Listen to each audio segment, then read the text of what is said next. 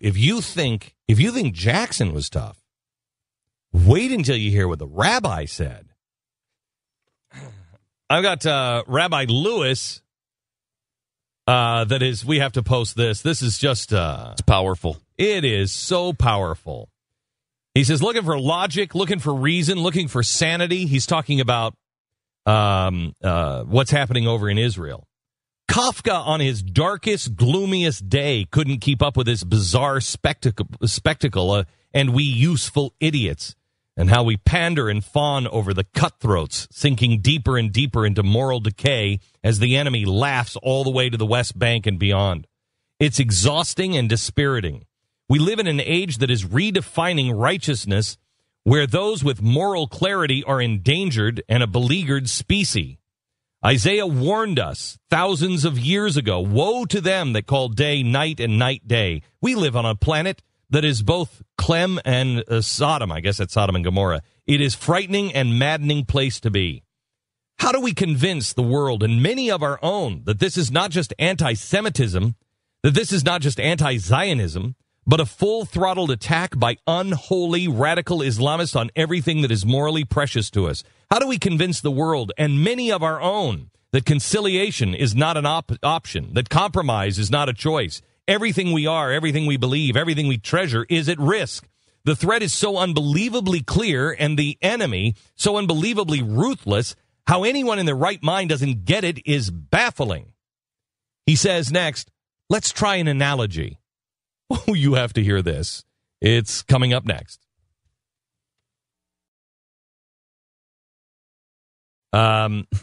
Let's go to some of the pastors and the preachers and the rabbis that are now speaking out finally and saying, hey, we got real trouble. We played a pastor a little while ago that said you should leave your church. You should leave your church. If you're African American and they're telling you to vote for the Democrats, you should leave your church because they're with Satan. I mean, I'm paraphrasing, but that's pretty close. Now let me give you Rabbi Lewis, who is talking about what the world is facing now with radical Islam and what we're facing here in America. And he says, the threat is so unbelievably clear and the enemy so unbelievably ruthless, how anyone in their right mind can not get it is baffling. Let's try an analogy. If someone contracted a life-threatening infection, and we not only scolded them for using antibiotics, but insisted that the bacteria had a right to infect their body, and perhaps if we just gave the invading infection an arm or a few toes, the bacteria would be satisfied and stop spreading. Would anyone listen to that medical advice? Well, that's our approach to the radical Islamist bacteria. It's amoral, it has no conscience, and it will spread unless it is eradicated. There is no negotiation, and appeasement is death. I was no great fan of George W. Bush. I didn't vote for him. I'm still a registered Democrat. I disagreed with many of his policies, but one thing he had right. His moral clarity was flawless when it came to the war on terror. I know that there are those sitting here today that have turned me off, but I also know that many turned off their rabbis 75 years ago in Warsaw, in Berlin, and Amsterdam, and Krakow. I get no satisfaction from that knowledge, only a bitter sense that there is nothing new under the sun. Enough rhetoric. How about a little show and tell? A few weeks ago on the cover was Time magazine, a horrific picture with a horrific story. Photo of an 18-year-old Afghani woman, Bibi Ashana, who fled her abusive husband and her abusive family. Days later, the Taliban found her and dragged her to a mountain clearing where she was found guilty of violating Sharia law. Punishment was immediate. She was pinned to the ground while 4 men and her husband sliced her ears off, then cut off her nose. That is the enemy. If nothing else stirs us, if nothing else convinces us, let Bibi's mutilated face be the face of Islamic radicalism. Let her face shake up even the most complacent and naive among us.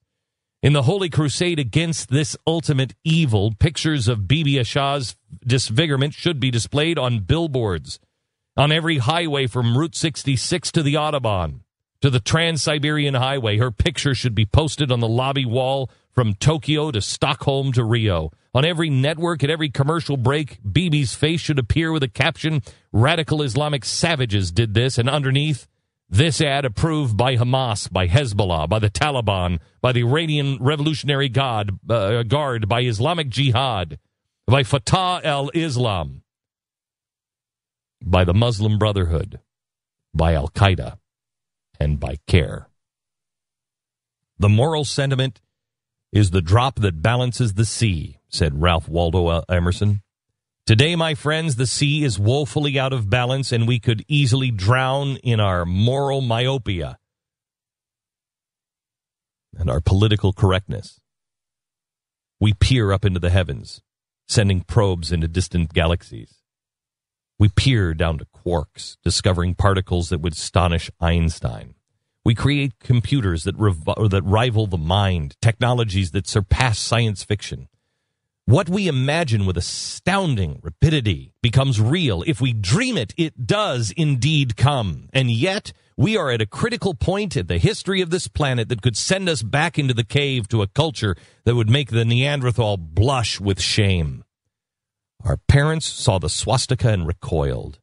They understood the threat and destroyed the Nazis. We see the banner of radical Islam and can do no less. A rabbi was once asked by his students, "Rabbi, why are your sermons so stern?" The rabbi replied, "If a house is on fire, and we chose not to wake up our children for fear of disturbing their sleep, would that be love? Children, our house is on fire, and I must arouse you from your slumber." During World War II and the Holocaust, it was business as usual for priests, ministers, and rabbis. Did they deliver benign homilies and lovely sermons as Europe fell, as the Pacific fell, as North Africa fell, as the Mideast and South America tottered and England bled? Did they ignore the demonic juggernaut, the foul breath of evil? They did not. There was clarity, courage, vision, determination, sacrifice, and we were victorious. Today it must be our finest hour as well. We dare not retreat into the banality of our routines, glance at headlines, and presume that the good guys will prevail. Democracies don't always win. Tyrannies don't always lose. My friends, the world is on fire, and we must awake from our slumber.